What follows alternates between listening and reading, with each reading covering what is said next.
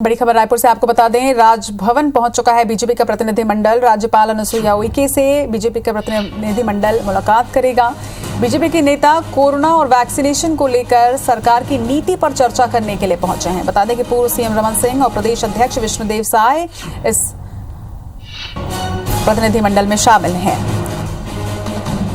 तो बीजेपी का प्रतिनिधिमंडल राज्यपाल अनुसुईया उइके से मुलाकात करने के लिए राजभवन पहुंच चुका है। आज राज्यपाल अनुसुईया उइके से वक्त लेकर बीजेपी का प्रतिनिधिमंडल उनसे मुलाकात करने के लिए राजभवन में पहुंचा हुआ है और कोरोना के साथ साथ वैक्सीनेशन पर किस तरह से राज्य सरकार की नीति है, इस पर यह प्रतिनिधिमंडल राज्यपाल से चर्चा करने के लिए पहुंचा हुआ है। बता दें कि इसमें प्रदेश अध्यक्ष विष्णुदेव साय के साथ साथ पूर्व सीएम रमन सिंह और कई बीजेपी के नेता मौजूद हैं।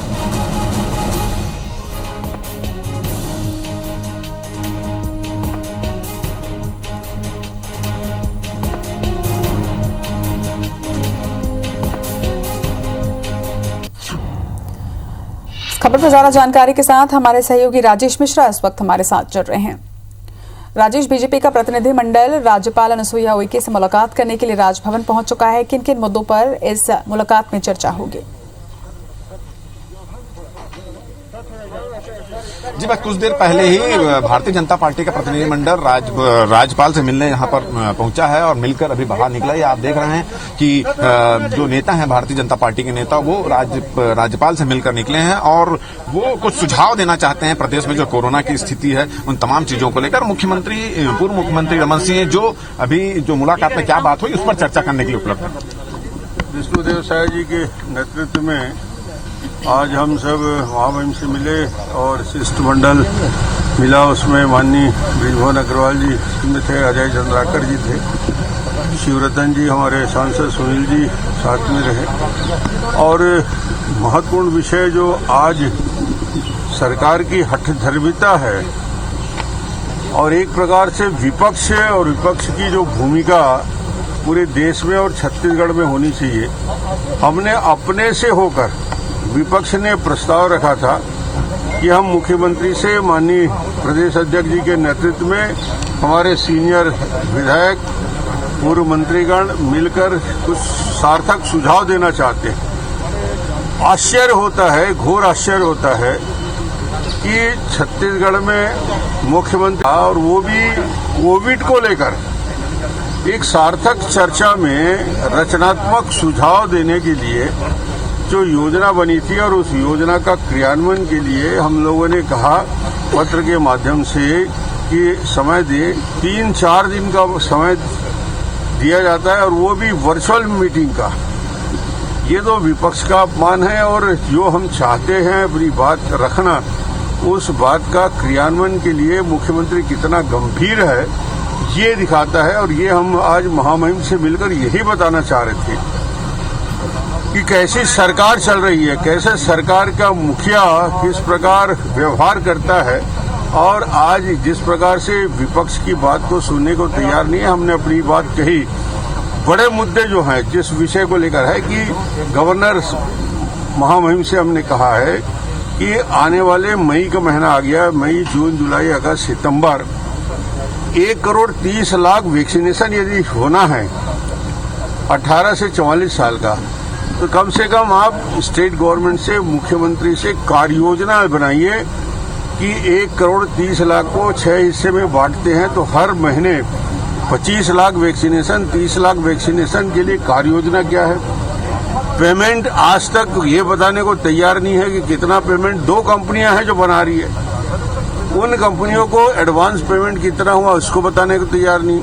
हमने कहा कार्य योजना आने वाले 6 महीने का विपक्ष को भी विश्वास मिले, महामहिम को विश्वास मिले, जनता को इस बात का भरोसा हो कि ये वैक्सीनेशन का कार्यक्रम होगा। और आज ये हालत है, 4 हिस्सों में बांट दिया गया, अंत्योदय अलग, एपीएल अलग, बीपीएल अलग। एपीएल का कार्ड लोगों ने बनाया नहीं, जिसके पास एपीएल कार्ड नहीं है उसको धक्के मार के भगाया जा रहा है। ये पहली बार हो रहा है कि जो लोग वैक्सीनेशन के लिए जा रहे हैं उनको भगाया जा रहा है, हटाया जा रहा है। ये इस व्यवस्था को लोगों के मन में जो शंका है उसको दूर होना चाहिए। और सरकार जिसके पास आज 800,000 करोड़ तो एक्स्ट्रा पड़ा है, 180 करोड़ हमारा है, 650 करोड़ शराब का शेष है, अन्य मद में जो कर्मचारियों से तनख्वाह लिए 350 करोड़ है, ये पैसे हैं तुरंत हिंदुस्तान के बाकी राज्य खरीदी कर रहे हैं तत्परता से। आप क्यों इसके में पैसा बचा रहे हो? ये एक सोच का विषय है और इसके लिए महामहिम से हमने कहा कि इसके लिए डिटेल। आप लोग क्या एज्यूम कर पा रहे हैं सर कि सरकार मिलना क्यों नहीं चाह रही, मुख्यमंत्री क्यों नहीं मिलना चाह रहा? हमने फेस टू फेस बात करने में, हमारे विधायकों से बात करने में, आज ये प्रश्न करेंगे जो आज मैं प्रश्न यहाँ पे उछाल रहा हूँ, इसका जवाब उनके पास नहीं है। इसलिए तो हमने गवर्नर से कहा कि इसका लिखित जवाब मांगा जाए। चीफ सेक्रेटरी की अध्यक्षता में एक सीनियर सेक्रेटरीज की कमेटी बनी कार्य योजना बनाने के लिए, वो बताए तो क्या क्या कार्य योजना है। हम यही तो प्रश्न कर रहे हैं। ये सरकार की जिस प्रकार से हालत। दूसरा विषय, पूरे नीचे स्तर में वैक्सीनेशन के प्रोग्राम कहीं भी छत्तीसगढ़ के अंदर ग्रामीण क्षेत्र में न रैपिड टेस्ट हो रहा है, न कोई भी टेस्ट की प्रक्रिया पूरी तरीके से ग्रामीण क्षेत्र में बंद हो चुका है। आप टेस्ट कम करते जा रहे हो, 50,000 से नीचे ले आए तो 11,000, 12,000, 10,000 में आ जाएगा।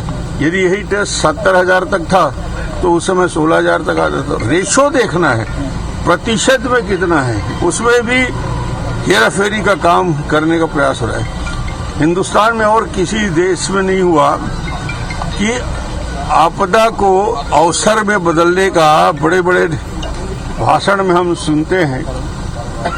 भूपेश बघेल ने आपदा को अवसर में कैसे बदला, इसका निकृष्टतम उदाहरण है कि शराब पी के 10 लोग मर गए और इसलिए शराब बिक्री शुरू कर दिया ऑनलाइन। हिंदुस्तान में कहीं ऐसा है कि दुर्घटना में लोगों की मौत होती है तो जांच होता है, मदद की जाती है। उल्टा इन लोगों ने इस आपदा को अवसर में बदल दे के प्रयास, यानी ये भी दुर्भाग्यजनक है कि दवाई मांग रहा है आदमी, घर पहुंच सेवा हो, खाने के लिए घर पहुंच सेवा हो, बाकी विषयों के लिए घर पहुंच सेवा हो, मगर शराब बेचने में कितनी जल्दबाजी है कि शराब बेचने के लिए तो तत्काल आदेश होते हैं। हो गया वो तो देखिए, सरकार तो मिल नहीं रही है आप लोगों से, मुख्यमंत्री मिल नहीं रहे हैं। बीजेपी के स्तर पर आप लोग का क्या लाइन ऑफ एक्शन होगा आगे? अब बीजेपी तो सेवा ही संगठन है, इस पर पूरा बड़े नेता से लेकर छोटे कार्यकर्ता जो जरूरतमंद लोग हैं, कोरोना पीड़ित लोग हैं, उनकी सेवा कर ही रही है।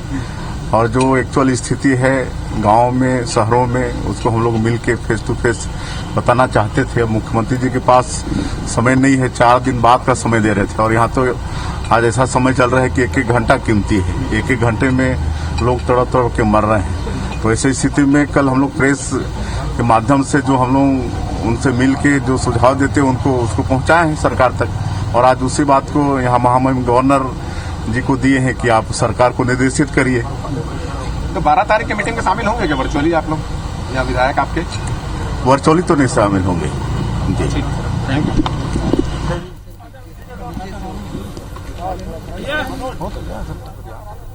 तो राजेश, जिस तरह से पूर्व सीएम रमन सिंह ने जानकारी भी दी कि प्रतिनिधिमंडल ने किस तरह से वहां पर चर्चा की है, और इसके साथ ही आपके उस सवाल का जवाब भी यहां पर मिला है कि 12 मई को जो सीएम ने समय दिया है प्रतिनिधिमंडल को कि 12 मई को दोपहर वर्चुअल मीटिंग बीजेपी का प्रतिनिधिमंडल सरकार के साथ कर सकता है, जिसके लिए पहले ही बीजेपी ने ना कह दिया है। क्या ऐसे में अब वो शामिल होंगे? हालांकि ना उनकी तरफ से कहा गया है, लेकिन अभी भी सरकार का ये जो तय वक्त है वो उनके लिए अभी भी खुला हुआ है। देखिए, आज राज्यपाल से मिलने के बाद जब हम लोगों ने भारतीय जनता पार्टी के नेताओं से बातचीत की, प्रदेश अध्यक्ष विष्णुदेव साय से बातचीत की, तो उन्होंने साफ साफ इंकार कर दिया है कि अभी जो काफी क्रूशियल समय चल रहा है, 1-1 मिनट कीमती, और ऐसे समय में अगर भारतीय जनता पार्टी के नेताओं से मिलने के लिए मुख्यमंत्री के पास समय नहीं है तो वर्चुअली वो किसी भी सूरत में शामिल नहीं होंगे। ये उन्होंने स्पष्ट यहाँ पर कह दिया। और उन्होंने ये कहा है कि जो प्रदेश की जो स्थिति है वो उस स्थिति को देखते हुए राज्यपाल को पूरा अवगत उन्होंने करवाया और राज्यपाल से उम्मीद की है कि वो पत्र लिखकर मुख्यमंत्री से इस पूरे मामले में जवाब मांगे, स्पष्टीकरण मांगे, और जो सरकार ने एक कमेटी बनाई है इसको लेकर उस कमेटी से जवाब मांगे। तो इन तमाम मुद्दों को लेकर भारतीय जनता पार्टी के नेता आज राज्यपाल से मिले हैं और उन्होंने अपनी बात को मुख्यमंत्री तक पहुंचाने की बात कही है। जी चलिए, तमाम बातचीत के लिए आपका बहुत बहुत शुक्रिया राजेश।